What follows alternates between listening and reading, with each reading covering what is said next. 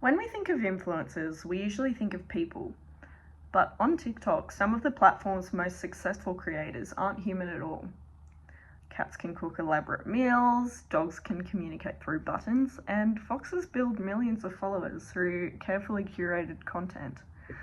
These animal influencers attract huge audiences and generate economic value online. This video explores how That Little Puff, What About Bunny, and Juniper Fox are constructed as forms of digital labor through branding and audience engagement. So, what is digital labor? It refers to activities that create value online. According to Christian Fuchs, digital labor occurs whenever participation, content creation, or engagement generates economic benefit within digital platforms. On TikTok, attention itself becomes valuable. Every like, every view, every comment, and share contributes to platform profitability.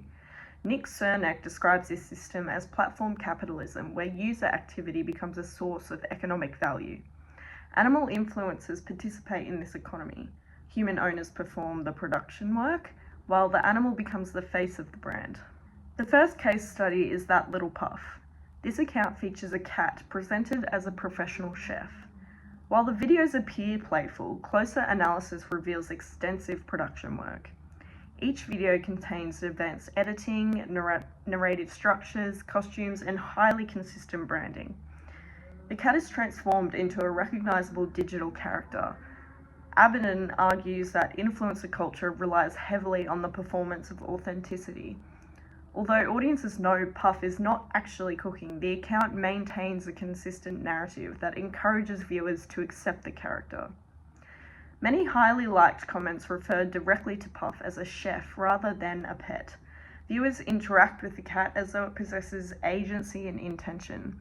Here, authenticity is created through consistent storytelling and audience participation. The second case study is What About Bunny? This account centers on a sheepadoodle named Bunny who communicates through using speech buttons. The videos encourage viewers to interpret button presses as a meaningful language. This reflects what John Berger describes as the tendency to understand animals through human frameworks rather than their own realities. Bunny's communication creates a strong sense of personhood.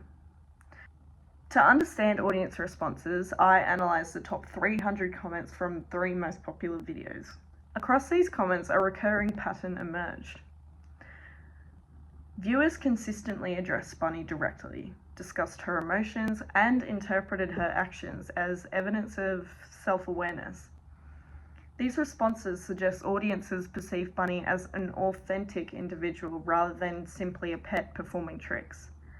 This is anthropomorphism in action, where human traits are assigned to the animal, strengthening audience attachment. The stronger the connection becomes, the more valuable the account becomes within TikTok's attention economy. The final case study is Juniper Fox. Unlike the previous account, Juniper combines entertainment with educational content. The account follows a domesticated fox alongside other rescue animals. This branding strategy positions Juniper as both a companion animal and a wildlife ambassador. Donna Haraway's concept of posthumanism helps explain this relationship. Posthumanism challenges the traditional separation between humans and non-human animals. Juniper exists simultaneously as a living fox, a social media personality, and a commercial brand. Commenters frequently express emotional attachment while also discussing wildlife conservation and animal welfare. This demonstrates how branding can transform an animal into a digital personality while maintaining a sense of authenticity and educational value. However, understanding animal influencers as digital labor raises important ethical questions. Unlike human influencers, animals cannot consent to participation. They can't negotiate sponsorship agreements, and they can't choose how they're presented online. Yet they remain central to the generation of attention and income.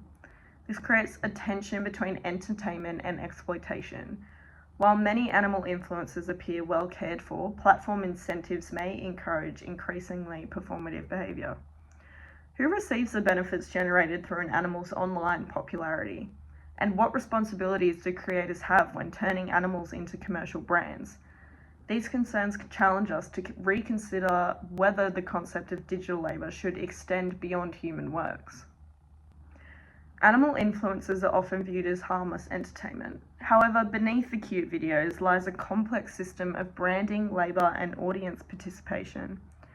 Through carefully constructed identities and audience engagement, animals become valuable participants within platform economies. The cases of That Little Puff, What About Bunny, and Juniper Fox demonstrate how digital labour increasingly extends beyond human creators.